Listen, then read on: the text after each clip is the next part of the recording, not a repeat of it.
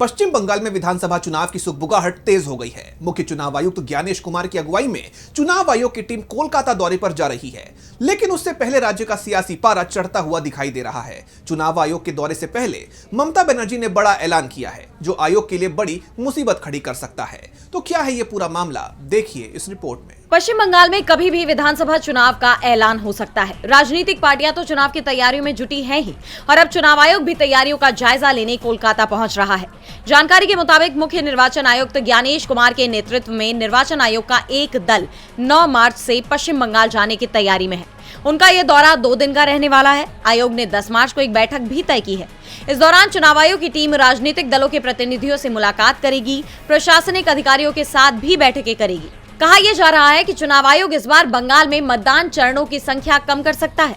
आप जानते हैं कि 2021 में 8 चरणों में विधानसभा चुनाव कराए गए थे, लेकिन अब चुनाव शेड्यूल को छोटा करना मुश्किल होता जा रहा है।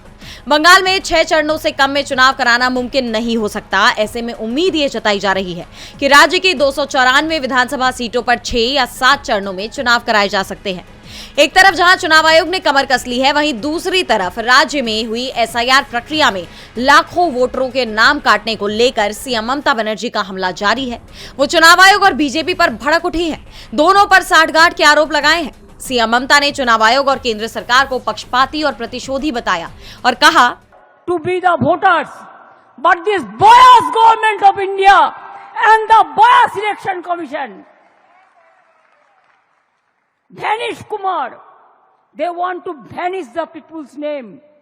Now the constitution is in crisis in our country. और वो यही नहीं रुकी, उन्होंने ऐलान किया है कि वो 6 मार्च को धरने पर बैठेंगी। ममता बनर्जी के इस ऐलान के बाद बंगाल में सियासत गर्मा गई है।